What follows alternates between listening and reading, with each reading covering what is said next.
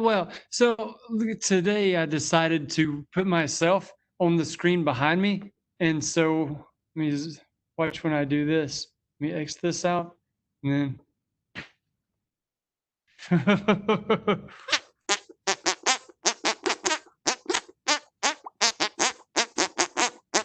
So, as you can see, I am keeping myself pretty amused right now. Here's the thing. I'm going to show you guys how to crop out a cat or a dog or something else with a lot of fur on it. So, let me go ahead and do the shared content thing. Here's the thing. Okay, here's a picture of a cat. And you want to crop out that cat and put him in, I don't know, in front of London Bridge or something, some different environment. So you can crop out that cat and make him look like this, which is not going to be super convincing because cats are not slick like that. You want to crop it out like this, where that cat has some hair. Let me show you the difference. Here's some kind of bridge, and here's cat 1 in front of the bridge. Here's cat 2 in front of the bridge. You notice the little subtle nuances of hair in there? Bad. Good. So here's the thing. When you're cropping out a cat or some other furry type of creature, you can't crop out each individual strand of hair, so don't try to. You just click on the layer, go ahead and crop the hair out. Just leave the hair out of it. Pretend like it doesn't have hair. So when I select around this little part right here, let me zoom in. You see how I'm leaving the hair out? The hair is here. I'm cropping that part out. So when I hit the delete button like this, bloop, it's gone. And so I'll go ahead and do one more section. I'm not going to crop out the entire thing. You can do that on your own.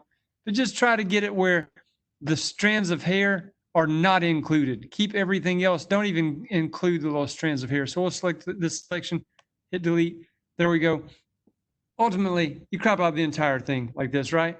So there are brushes that you can download, like hair brushes and things like that. I'm just going to show you how to real quickly make your own so that you can make the fur exactly how you want it. So I'm making a new blank layer. Nothing's on it. Let me hide this cat. Blank layer. I'm getting it on the brush tool, and I just want a little bitty old brush. I'm going to have to zoom in so you can see what I'm about to do. Little old brush. And I'm just going to click, click, click, click, click. Occasionally, you might make one a little larger than the rest. Make it a little bit smaller than that. Click. And sometimes maybe use like a harder brush. Also small. Click, click. See, there's a small variety of things. Anywho, you just select one of them. Select. You see the little marching ants? Let me show them to you. Bloop. They're the marching ants. You go to select. Go ahead and go at the top to select. I use the magic wand tool, by the way. Use the magic wand tool to select one dot.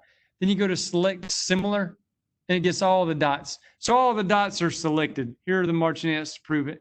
So now I'm just going up to edit and then down to define brush preset. Basically, I'm making my own brush. So again, that's edit, define brush preset. It wants me to name my brush. I'm going to name it Fur Maker because we're about to make fur out of this brush. And let me deselect it. We're done with that layer. I can throw it in the trash can. We just needed to make a brush. That's it. So now on the layer with the cat, let me scroll out so you can see the cat. I'm going to put it on the smudge tool, which is a little finger. It's like smudging, I don't know, finger paint or something. And I'm going down to this new brush I just made, Fur Maker. And let's see here. If you can't see the size of your brush on a Mac anyway, let me show you this. This is a decent sized brush now. It may be that your caps lock button is on. Caps lock is on, caps lock is off. Caps lock is on, caps lock is off. You want to see what your brush looks like. So now when I click and drag, starting on this cat, I'm just going to click on the cat and drag outward. Oh, look at this. So you can go extreme if you want. You can really increase this the strength of the brush right up here at the top. Strength is now on 95. And you can you can make it like a terribly, terribly scared cat. I do not care for that. I'm going to command Z, Z, Z, command Z. Let me make it somewhere in between. It was on 50, then it was on 95. Let me try 70. Just again, click on the cat and drag outward. This is going to be a very fluffy cat. And so, you know, you may want to do some that are different different strength. So do some 70, do some 40, do some 50. Just make it look natural. Let's do the cat's head. Let me put it back on 50-ish, and then, wow, look at that. Let's do some on the sides of the face. Eventually, you can have it like this, where it's just everywhere. And look at the difference again. So if I zoom out, here's London Bridge. Well, I don't have the original version. Right? Well, kind of there's before and after. The little nuances, the little hair makes it look more believable. So there's that. One more trick you can do while we're talking about tricks is, okay, here's the thing. Let's say I want this cat to be in front of a mountain range. So like the front mountains are very vibrant and colorful. The back mountains, there's like atmosphere, there's space between us and them. So they're very grayed out and washed out, right? That's, but when there's something far away, you see it less vibrantly. There's stuff in betwixt you and it. And so let's say I want the cat, the little furball cat in here, but I want there to be some atmosphere between me and the cat. I don't want it to look like the cat just got plopped into Photoshop, which it did. I want it to look like the cat is like not just in front of the mountains, but in there with the mountains. So if you go to the internet, I typed in fog PNG, and there's different options. One of them I like is this one right here. I hope you can find it. And when you click it, there's an actual PNG. So it's white fog in an invisible background. So if I copy this and bring it back over here, I'm going to hit Command V. It's paste, Command V. And Command T will let me transform it to make it larger. So I can make this fog to where it's in front of the cat. So the cat isn't just plopped into the image. The cat has some of the image behind it, but now it has some of the image in front of it. So here's before, very, very vibrant. Here's after, and you can mellow it down if you want to.